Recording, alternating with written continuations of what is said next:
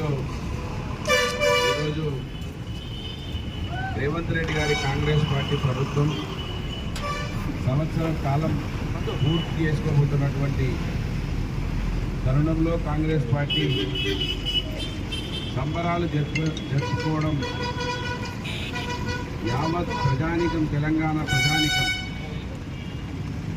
ఒకవైపు అసలు ఏమీ చేయలేదు, సోషల్ మీడియా ద్వారా, టీవీల ద్వారా, పేపర్ల ద్వారా ఈ దేశం పుట్టినప్పటి నుంచి, ప్రజాస్వామ్యం ఏర్పడినప్పటి నుంచి ఎన్ని మాటలు, ఎన్ని తిట్లు ముఖ్యమంత్రి స్వయాన తిట్లు తిన్నటువంటి మనం దాఖలాలు చూడలేదు. కానీ రేవంత్ రెడ్డి గారు, వాళ్ళ మంత్రివర్గం వాళ్ళు మాత్రం నవ్విపోదురుగాక నాకేంది అన్న చందంగా ఎవరేమనుకున్నా వాళ్ళ సొల్లు పురాణం వాళ్ళే చెప్పుకుంటూ వందల కోట్ల రూపాయలను వెచ్చించి ప్రజల్లో ఒక దగ్గర తీసుకొచ్చి మా పైన ప్రజలకు అసంతృప్తి లేదని చూపించే ఒక ప్రయత్నాన్ని మంత్రి నియోజకవర్గ ఓటర్లు ఈ నియోజకవర్గ శాసనసభ్యునికి అవకాశం ఇస్తే ఈ మంత్రి నియోజకవర్గ ప్రజల్ని మోసం చేసుడు కాకుండా యావత్ తెలంగాణ రాష్ట్ర ప్రజానికాన్ని మోసం చేస్తున్నటువంటి విషయాన్ని ఈ నియోజకవర్గంలో నెల రోజుల పాటు కాంగ్రెస్ ప్రజా వంచన దినాలని బీఆర్ఎస్ పార్టీగా ప్రకటించి ప్రజలను చైతన్యం చేస్తూ బీఆర్ఎస్ పార్టీ తెలంగాణ రాష్ట్రం కోసం ఏర్పడినటువంటి పార్టీ.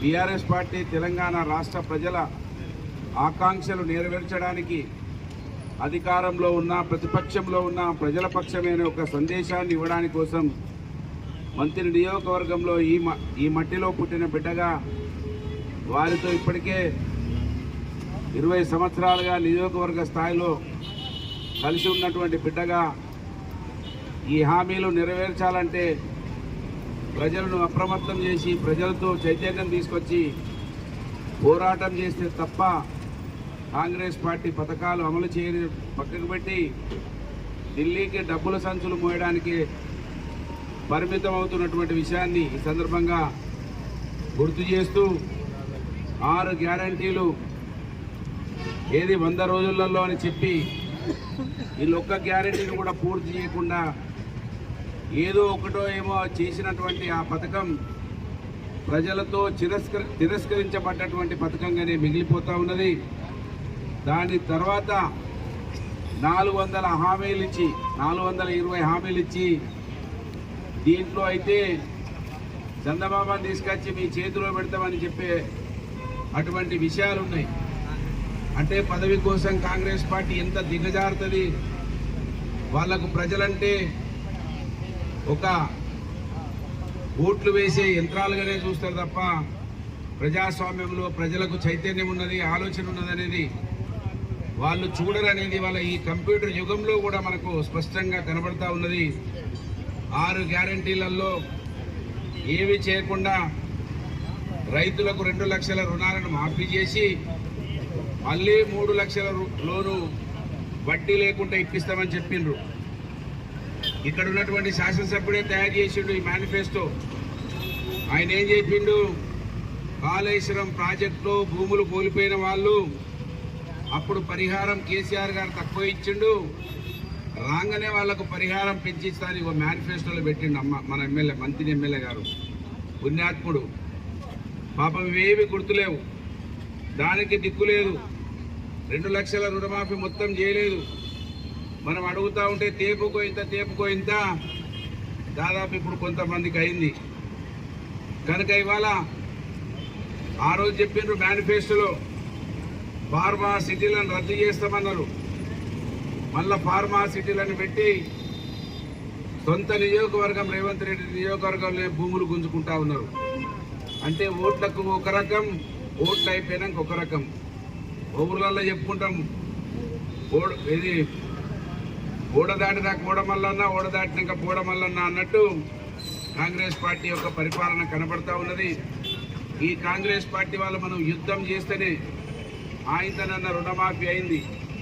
ఇవాళ బీఆర్ఎస్ పార్టీ ప్రతిరోజు యుద్ధం చేస్తుంది కనుకనే సంక్రాంతికైనా మళ్ళీ రైతు బంధు ఇస్తా అంటున్నారు. మనం యుద్ధం చేయకపోతే ఆ రైతు బంధు కూడా రాదు. 500 బోనస్ వేసినాం అంటున్నారు. 500 బోనస్ సన్న వడ్లకు వేసిండ్రు. మరి సన్న వడ్లకు వేస్తే దొడ్డు వడ్లకు సన్న వడ్లకు అన్నిటికీ వేస్తామన్నారు. ఒక సన్న వడ్లకే పరిమితమైనరు. మా కాటారం మండలంలో ఈ ప్రాంతం అంతా పత్తి పండిస్తారు. మాదేపూర్ ప్రాంతంలో మిర్చి పండిస్తారు. మన మలహార్లో మిర్చి పండిస్తారు.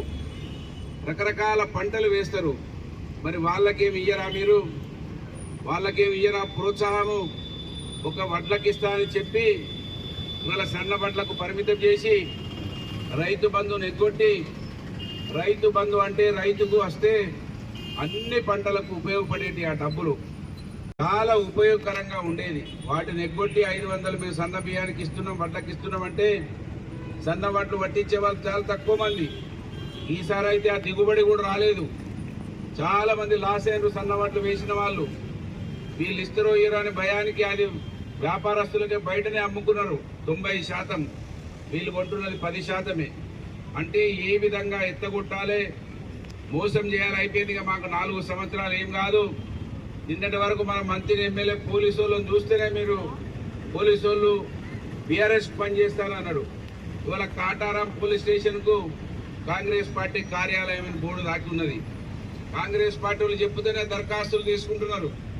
పోలీస్ స్టేషన్లు ఇవాళ ప్రజలకు రక్షణగా లేవు. కాంగ్రెస్ వాళ్లకు ఎస్కాట్లు, పైలట్లు పెట్టడానికి పోలీస్ స్టేషన్ పనిచేస్తూ ఉన్నది. అనేక ఫోన్లు వస్తున్నాయి. నిన్ననే ఒక అమ్మాయి వచ్చింది, నన్ను చాలా కొట్టిండ్రు. ఎస్ఐ పట్టించుకుంటలేడు, ఎవరు పట్టించుకుంటలేరు అని ఒక అమ్మాయి వచ్చింది. ఇవాళ పోలీస్ స్టేషన్లో సామాన్య ప్రజలకు ఏమే జరుగుతుందో మీకే ప్రజలకి ఎక్కువ తెలుసు కనుక వినేవాడికి చెప్పేవాడికి వినేవాడు లోకు అనే సందం మన మంత్రిని ఎమ్మెల్యేను మనం నమ్మడం మన తప్పు. మోసం చేయడం అనేది వాళ్ళ వంశంలోనే ఉన్నది, వాళ్ళ కుటుంబంలోనే ఉన్నది. కాటారం మండల ప్రజల ఓట్లతో గెలిచి ఇవాళ కాటారంకి ఏం జరిగిందో మీరే చెప్పాలి. సంవత్సర కాలం నేను పెద్దపల్లికి ముఖ్యమంత్రిని తీసుకొచ్చి 100 కోట్ల రూపాయలు ఖర్చు పెట్టిండు. 100 కోట్ల రూపాయలు, మనిషికి 500. ఇంకేమేమి ఇచ్చిండో మీకే ఆ పోయిన వాళ్ళు అడిగితే చెప్తారు. క్యాషే 500, ఓట్లు అప్పుడేమో 1000, ఇప్పుడేమో 500. ఆ సభను పెట్టి ఇక ప్రజల్లో మా మీద వ్యతిరేకత లేదని చెప్పించుకునే ప్రయత్నం మంత్రి ఎమ్మెల్యే ఆ రోజు కొయ్యూరు సభ పెట్టి తెలంగాణ కోరుకుంటలేరని కిరణ్ కుమార్ రెడ్డిని తీసుకొచ్చిండు. కిరణ్ కుమార్ రెడ్డిని తీసుకొచ్చి కొయ్యూరులో సభ పెట్టి తెలంగాణ అవసరం లేదని ఢిల్లీకి ఖబరు పంపించిండు. ఇదే మన ఎమ్మెల్యే.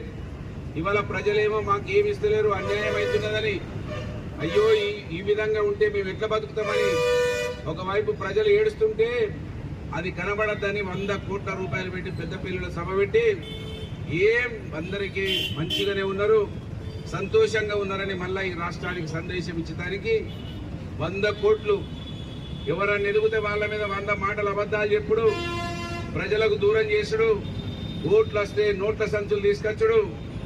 ఇవాళ మాత్రం మళ్ళీ మనకు చెంచడు నీళ్లు పోయినటువంటి పరిస్థితులు మీకే కనబడతా ఉన్నాయి. కనుక కాటారం మండలం నుంచి ఎక్కువ చైతన్యం రావాలి. పథకాల అమలు కోసం ఇవాళ ముఖ్యమంత్రి రేవంత్ రెడ్డి గారి నియోజకవర్గంలో ఎట్లనైతే కొడంగల్ ప్రజలు తిరగబడ్డారో, కలెక్టర్ను సైతం ఇవాళ ఐఏఎస్ ఐపీఎస్ అంటే ఒకప్పుడు గ్రామాలలోకి వస్తే గౌరవం ఉండేది. ఎస్పీ వచ్చిందంటే, కలెక్టర్ వచ్చిందంటే మాకేదో మేలు జరుగుతుంది అనుకునేది. ఇవాళ ఈ కాంగ్రెస్ పార్టీ పరిపాలన పుణ్యంగా కొడంగల్లో కలెక్టర్నే దొబ్బేసేటువంటి పరిస్థితులు వచ్చినాయి. అంటే వీళ్ళ ఏ విధమైన పరిపాలన ఉన్నదో మనం కొడంగల్ సంఘటనను అక్కడ నిర్మల్ దగ్గర ఆర్డీఓ గారి కారునే కాలబెట్టిండ్రు. వీళ్ళ పుణ్యాన అధికారుల పరిస్థితి ఏ విధంగా ఉన్నదో మనకు అర్థమవుతా ఉన్నది. కనుక మనం కూడా చైతన్యవంతులమై నిలదీస్తే తప్ప వీళ్ళు పథకాలు ఇవ్వరు, దోసుకుంటారు, దాచుకుంటారు. ఇప్పటికే మంత్రులు అయితే 1000 కోట్లకి వెళ్ళిపోయినరు, ఎమ్మెల్యేలు 100 కోట్లకి వచ్చేసిండ్రు. ఎమ్మెల్యేలు దోపిడీ ఎక్కడ పడితే అక్కడ. కాటారం ఉన్న ప్రజలు ఆలోచించాలి, లారీలన్నీ నాయే అని చెప్పిండ్రు. తాత ముత్తాతలు ఆస్తాడు మన ఎమ్మెల్యే. పాపం అవి మాత్రం ఆగుతలేవుగా. ఆస్తి ఎటు పోతుందో, పైసలు ఎవరికి పోతానేయో, లారీలు ఎటు పోతున్నాయో ఈ కాటారం సెంటర్ నుంచే జరుగుతూ ఉన్నది మొత్తం కుంభకోణం అంతా కూడా. ఇవన్నీ కూడా గమనించాలని ఇవాళ ఈ ప్రజా వంచన దినాలు, కాంగ్రెస్ ప్రజా వంచన దినాలలో బీఆర్ఎస్ పార్టీ శ్రేణులు అప్రమత్తమై ప్రజలను చైతన్యవంతం చేస్తే ప్రజలు ఎప్పుడైనా గుర్తుపెట్టుకుంటారు. అధికారంలో ఉన్నప్పుడు ఏం చేసిండ్రు, ప్రతిపక్షంలో ఉన్నప్పుడు ఏం చేసిండ్రు అనేది ప్రజలు సూక్ష్మంగా గమనిస్తారు. కనుక మన వంతు బాధ్యత. కాంగ్రెస్ వాళ్ళు చేసేది ఏమీ లేదు, సొల్లు. ఓన్లీ పోలీసు వాళ్ళకి చెప్పి కేసులు పెట్టిస్తారు. ఆ కేసులతోటి మనకి ఏమీ ఫరకపడది. మన ప్రభుత్వం రాగానే ఒక్క కేసు లేకుండా తీపిచ్చే బాధ్యత నాది. ఆ కేసులతోటి ఏం భయపడాల్సిన అవసరం లేదు.